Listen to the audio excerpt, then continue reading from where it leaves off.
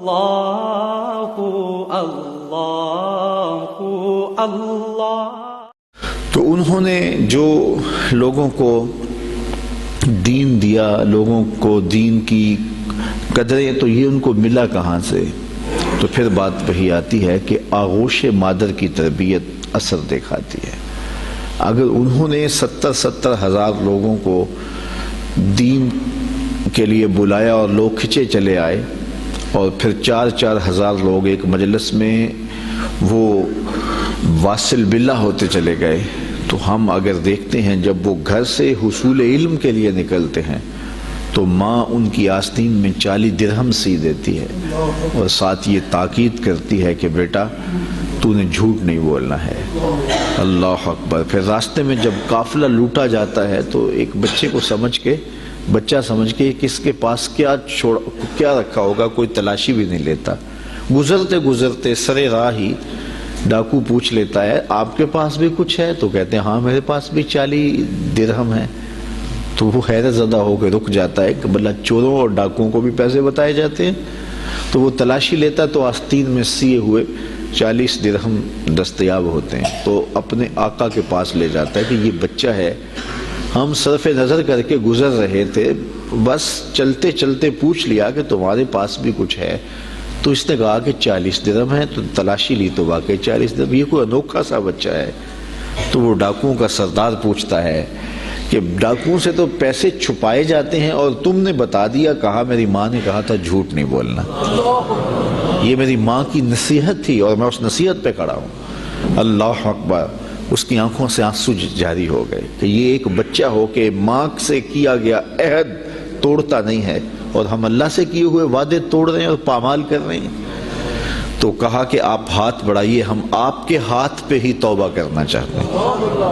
آپ فرماتے ہیں سب سے پہلے لوگ جو میرے ہاتھ پہ تائب ہوئے وہ ڈاکو تھے۔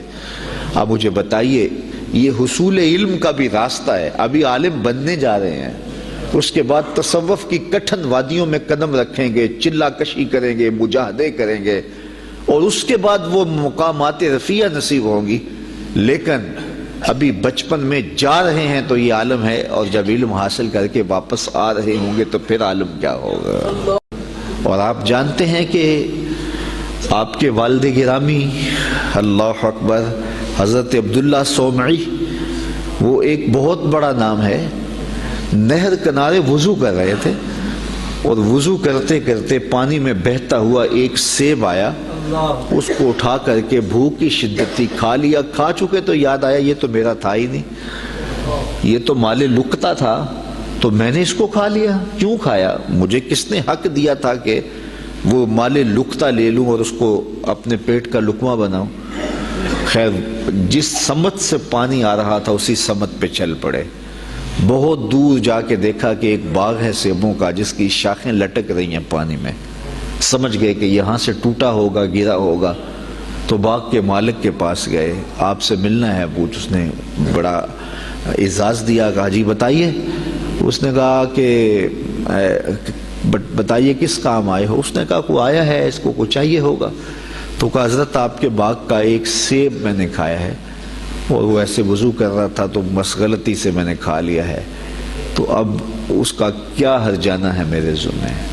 اس نے غور سے دیکھا کہ یہ کوئی معمولی بات ہے جو کر رہے ہیں۔ اس نے کہا، اس کے تیور بدل کے، پہلے تو مہمان نوازیاں تھی، کہا نہیں ایسے نہیں معافی ملے گی۔ کہا کیسے معافی ملے گی؟ کہا 12 سال میرے باغ کی گوڈی کرنی پڑے گی۔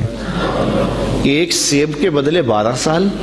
لیکن وہ بھی کوئی صاحب نظر تھے، اور وہ بھی اس دوران ان کی تربیت کرنا چاہتے تھے اور انہیں دیکھنا چاہتے تھے، تو کہا کہ 12 سال تمہیں میرے باغ کی گوڈی کرنی پڑے گی۔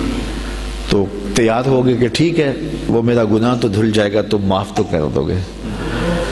آج غوث پاک کی 11ویں پکانے والے دیکھیں وہ کس مال سے پکا رہے ہیں۔ یہ میں غوث اعظم کے والد کی کہانی سنا رہا ہوں۔ اللہ اکبر۔ 12 سال گوڈی کر رہے ہیں، 12 سال۔ 12 سال کے بعد ایک دن باغ کے مالک نے کہا کوئی سیب توڑ کے لاؤ، تو وہ سیب توڑ کے لے گئے، تو وہ بھی کچا ہی تھا، وہ اس طرح کا پختہ نہیں تھا جس طرح کہ توڑ کے پیش کیا جاتا ہے۔ تو کہا 12 سال ہو گئے میرے باغ میں کام کرتے ہوئے تمہیں ابھی تک یہی نہیں پتا چلا کہ اچھا سیب کون سا ہوتا ہے؟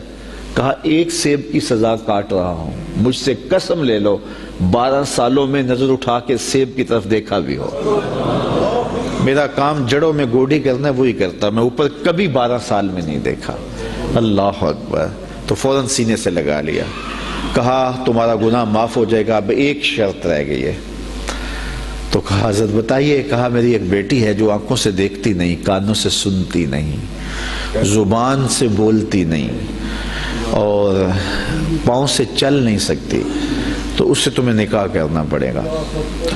اب شادی انسان کی زندگی کا اہم مرحلہ ہوتا ہے، سوچ سوچ کے انسان قدم اٹھاتا ہے، زندگی پوری گزارنی ہے۔ کہا پھر اس کے بعد معافی مل جائے گا؟ اس کے بعد معافی ہے۔ نکاح ہو گیا۔ کہا جائیے اپنی جو ہے وہ دلہن کے کمرے میں۔ جہاں گئے تو وہاں صحیح الاعضاء ایک خاتون، ایک لڑکی منتظر تھی، تو واپس دوڑ آئے اور دوڑتے ہوئے جو ہے وہ ماتھے پہ دروازے کی چوگاٹ جو تھی وہ دروازے پہ لگی۔ تو آگے حضرت شیخ تھے ان کے، اس بچی کے والد، تو کہا کہ دوڑ آئے ہو؟ کہا حضرت پہلے ایک غلطی کی سزا اتنی لمبی بھگت رہا ہوں، تو وہ جس سے نکاح آپ نے پڑھوایا تھا وہ تو نہیں ہے، یہ تو کوئی اور خاتون ہے، صحیح الاعضاء ہے۔ کہا وہی تمہاری بیوی ہے۔ کانوں سے بہری اس لیے ہے کہ آج تک اس نے غیر محرم سے ہم کلامی نہیں کی، اور زبان سے گونگی اس لیے ہے کہ غیر محرم سے کبھی بات نہیں کی، نابینا اس طرح ہے کہ اس نے آج تک غیر محرم کو دیکھا نہیں۔ اللہ اکبر۔ پاؤں سے اپاہج اس طرح ہے کہ آج تک یہ جو ہے وہ غیر محرم کی طرف چل کے نہیں گئی۔ یہ حضرت غوث اعظم کی والدہ بنی، اور یہ بزرگ جنہوں نے سیب کھایا تھا یہ حضرت غوث اعظم کے والد بنے۔ پھر اللہ نے ان دونوں کو جو شہزادہ دیا اس کا نام شیخ عبد القادر جیلانی۔ تو وہ کیا کسی نے کہا تھا نا کہ اچھی مائیں اچھی اولاد کی ضمانت ہوتی ہیں، اور مائیں جب اس طرح کی پاکیزہ صفتوں اور باپ تقوی کے اس معیار پر ہوں تو پھر بیٹے شیخ عبد القادر جیلانی ہی ہوتے ہیں۔ آپ جانتے ہیں کہ مائی راستی حضرت بابا فرید گنج شکر کی ماں، وہ بچے ہیں تو مصلے کے نیچے شکر کی پڑیا رکھ دیتے ہیں، اور وہ نماز پڑھتے ہیں، مصلہ اٹھاتے ہیں تو نیچے شکر کی پڑیا ہوتی ہے، تو انہیں شوق تھا شکر کا تو وہ کھا لیتے ہیں۔ اللہ اکبر۔ تاکہ بچہ عادت اس کی پک جائے، پختہ ہو جائے نماز کی۔ امام غزالی نے احیاء العلوم میں لکھا ہے ہر عمل پہلے ریاکاری ہوتا ہے، پھر عادت بنتا ہے، پھر عبادت بنتا ہے۔ تو اپنی اولاد کی تربیت کرنی چاہیے کہ انہیں پہلے لالچ دے کے انہیں نیکیوں کی طرف راغب کرنا چاہیے۔ تو وہ روز شکر رکھتی تھی۔ ایک دن ماں کہیں گئی تھی اور آتے ہوئے لیٹ ہو گئیں، اور نماز کا وقت آ گیا۔ ماں کا دل ڈول رہا ہے کہ آج بیٹے نے مصلی اٹھایا تو آج چونکہ میں نے شکر کی پوڑی رکھی نہیں تو بیٹے کا بھرم ٹوٹ جائے گا۔ دل ہی دل میں دعا کرنے لگی، مالک تو قادر بھی ہے قدیر بھی ہے، آج میری محبت کی، آج میری اس ادا کی اور میری اس حکمت عملی کی جس کے ذریعے بچے کو نمازی بناتی ہوں، لاج رکھ لے۔ خیر واپس پلٹی، بیٹا نماز پڑھ چکا تھا، تو ماں نے جلدی سے کہا کہ بیٹا فرید نماز پڑھ لی؟ کہا امی نماز پڑھی، لیکن ماں کا دل ڈھولنے لگا کہ لیکن کے بعد کیا کہنے والا ہے۔